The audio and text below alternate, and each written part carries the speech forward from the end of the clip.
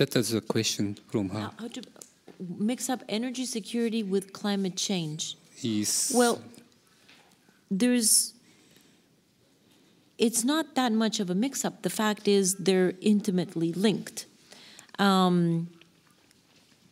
So in particular, though this is not applicable to those countries that have very clean energy matrices, such as Brazil, for example, and my own country, Costa Rica. But for most countries that are relying on fossil fuel, and for most countries that are relying on the import of fossil fuel, then issues, for example, like what is happening in the Middle East over these past few weeks, that of course raises an alarm bell about energy insecurity.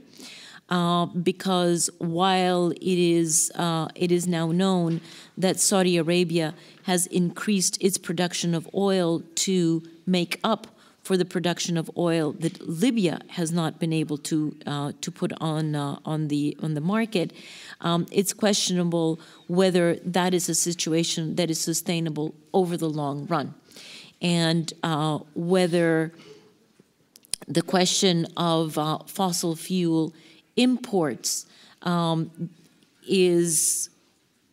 there's two questions. First, is there going to be access to fossil fuel from those few countries that have it, for those that have to import, and at what price? And so both the availability of the fuel as well as the price. And it's very well known that while we will not run out of fossil fuel in the world in any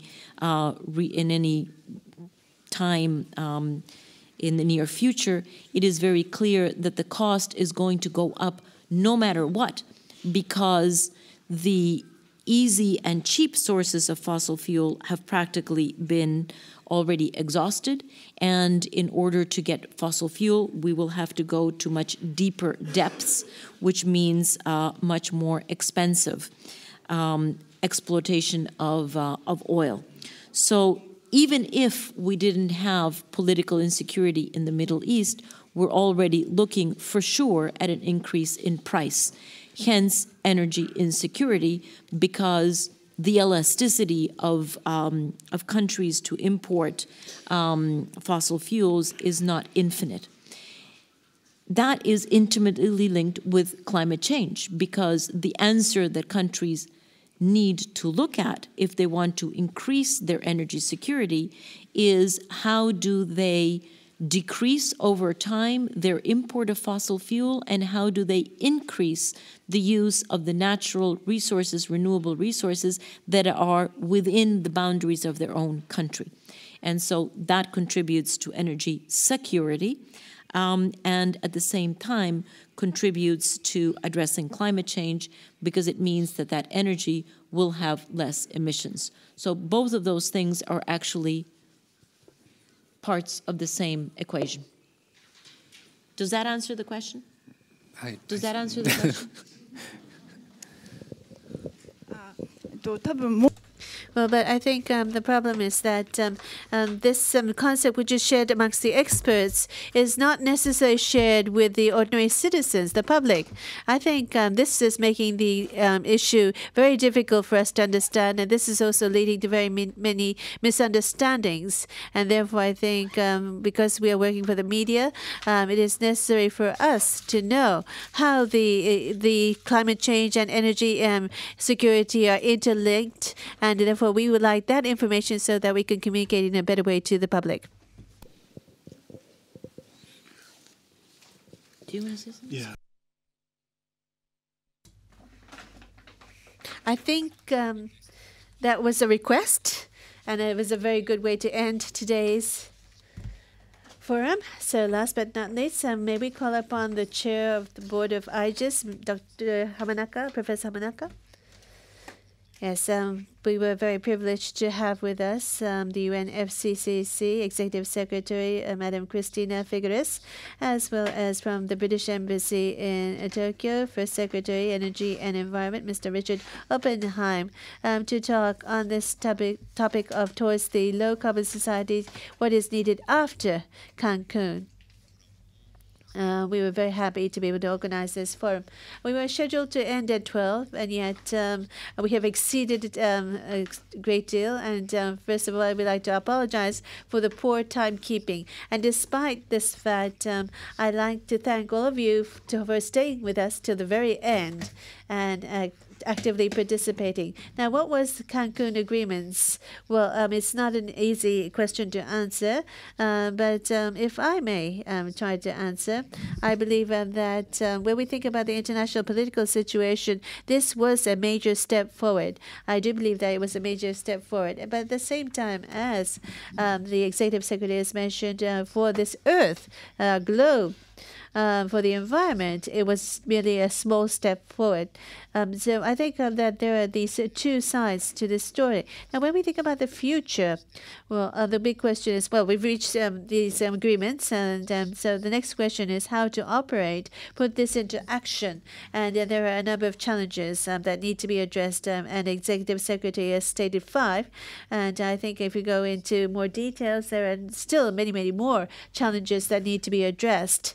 And therefore, I think that we still have to overcome a number of hurdles to achieve this goal. But at the same time, I think there is a big gap in what is committed versus what needs to be achieved. Even if we add up all the commitments, I believe, as was stated, we've only achieved 60% of what is needed to achieve the 2 degrees C rise. If we fail to work on this, the temperature will continue to rise. And of course, we have to think as to what needs to be done, and the developed nations need to consider this. But this is a very serious fact that we must live up to. And for example, while maintaining, we have to question whether or not people are working in an equitable way, and how to raise the level of ambition. This is another challenge that we are facing. And I do believe that many of the speakers have spoken to this point. And towards the end, there was talk about COP17 at Durban or beyond, and the agreement to be reached, what legal structure, what legal form we will have, and within this context, we have to think about KP2 and how Japan will engage itself in this process, and the meaning of Japan's approach. What impact will Japan's approach have on the end result? These were some of the things that were mentioned. Also, the Japanese government is promoting the bilateral offset mechanism. Well, in the media, they say bilateral credit. But I think for the sake of accuracy, we should refer to it as bilateral offset mechanism. What is the meaning of using this bilateral mechanism?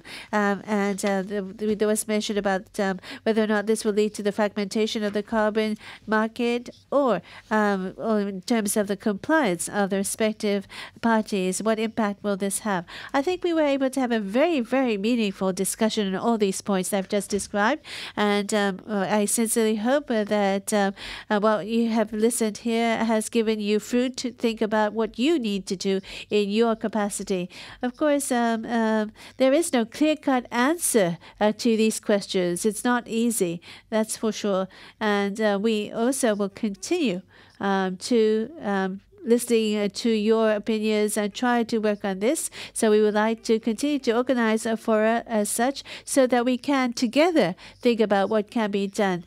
I'm sorry for the poor timekeeping, for the extension, but I do think that this was a very, very meaningful meeting. And on this note, I would like to conclude my closing remarks. And also at the very end, I'd like to thank the Executive Secretary, Madam Christina Figueres, for traveling such long distances to join us here today. We thank her very much indeed.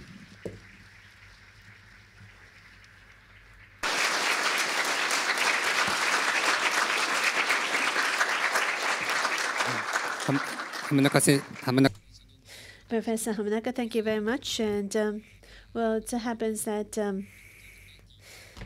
I told Christina that she's not supposed to use the term "up to the parties," and she has abided by this taboo. I thank her very much for that as well. And I sincerely hope that the audience has listened with interest on the discussion here. Please join me once again in thanking her. じゃあこれをもちまして。 And this, we would like to end the IGES Open Forum. Thank you very much.